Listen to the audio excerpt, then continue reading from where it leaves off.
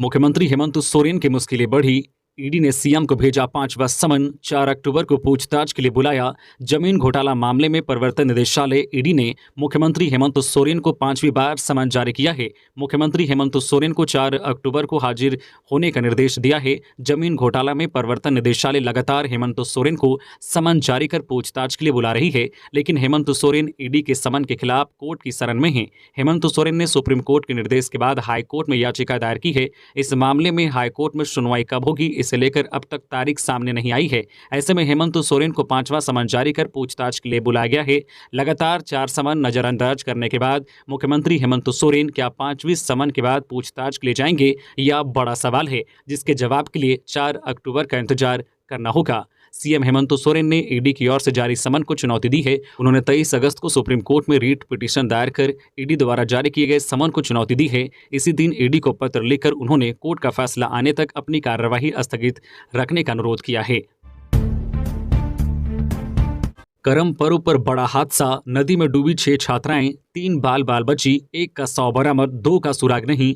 हजारीबाग जिले के चौपारण प्रखंड के ओबरा गांव में मंगलवार को करमडाली को बढ़ाकर नदी में प्रवाहित करने गई 6 छात्राएं डूब गई। इनमें 3 छात्राओं को मछुआरों ने अपनी जान हथेली पर रखकर किसी तरह बचा लिया, लेकिन शेष 3 छात्राएं पानी की तेज धार में बह गई। घटनास्थल से करीब 2.5 किलोमीटर दूर दिव्यांशु कुमारी 14 वर्षीय, पिता सत्येंद्र यादव का शव स्थानीय तैराकों ने बरामद किया है, जबकि प्रेमा कुमारी 13 वर्षीय एवं सपना कुमारी 14 वर्षीय का अब तक कोई सुराग नहीं मिल सका है। हादसे की सूचना मिलने के बाद विधायक Umashankar Akela, SDO Poonam Kujur, DSP Nazir Akhtar, police निरीक्षक रोहित सिंह स्थानीय गोताखोरों को लेकर नदी के पास पहुंचे। इसके बाद गोताखोरों ने छात्राओं की काफी खोजबीन की। काफी मशक्कत के बाद एक छात्रा का शव बरामद किया गया है। 2 छात्राओं का अब तक सुराग नहीं मिल सका है। घटना के बाद तीनों के घर परिवार वालों का रो रो कर बुरा हाल है।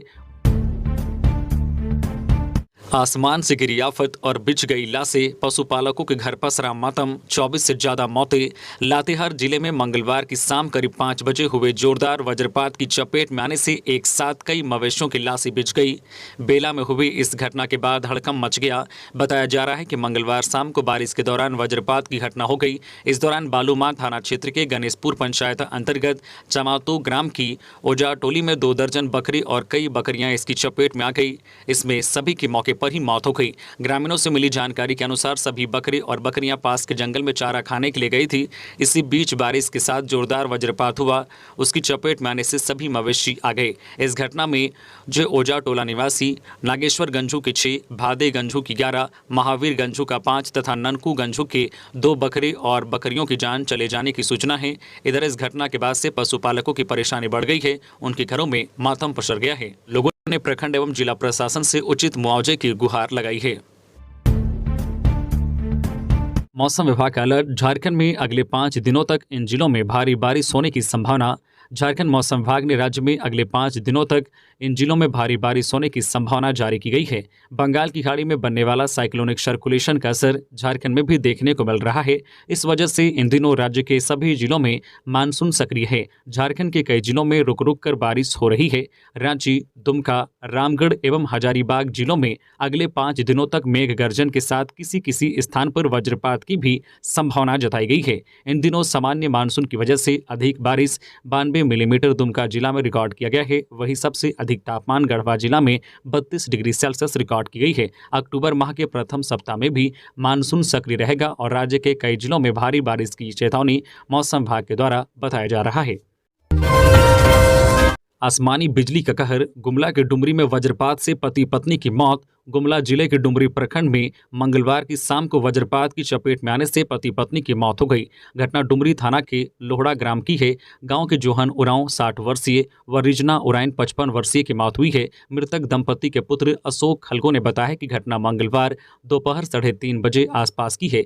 मृतक जोहन का अपना धोठाडांड में लीची बागान है, जहाँ लीची देख रेख के लिए एक छोटी सी झोपड़ी बनी हुई है, जहाँ बारिश के पानी से बचने के लिए दोनों पति पत्नी साथ में खाट पर बैठे हुए थे। उसी समय बादल गरजने के साथ आसमानी बिजली पैरों के नीचे गिरा, जिससे दोनों घायल हो गए। घायल अवस्था में अस्पताल लाने के क्रम में दोनों की मौत हो गई।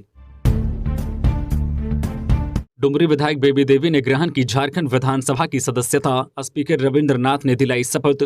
डुमरी उपचुनाव में जीत हासिल कर चुकी बेबी देवी ने मंगलवार को विधानसभा की सदस्यता ग्रहण की। झारखंड विधानसभा के अध्यक्ष रविंद्रनाथ महतो ने विधायक बेबी देवी को पद और गोपनीयता की शपथ दिलाई। इस मौके पर एक संक्षिप्त कार्यक्रम का आयोजन स्पीकर कक्ष में किया गया। शपथ ग्रहण में बड़ी संख्या में डुमरी से बेबी देवी के समर्थक विधानसभा आए थे। शपथ दिलाने के बाद स्पीकर रविंद्रनाथ महतो ने उनके सफल विधानसभा काल की कामना की और उनको बुके भेंट किया। बेबी देवी ने इस भावुक और यादगार क्षण में दिवंगत पति स्वर्गीय जगन्नाथ महतो को याद करते हुए कहा है कि वे उनके सपनों को पूरा करने के लिए और झारखंड की सेवा के लिए प्रतिबद्ध है। बेबी देवी ने डुमरी के विकास के लिए अलग से ध्यान देने की बात कही है।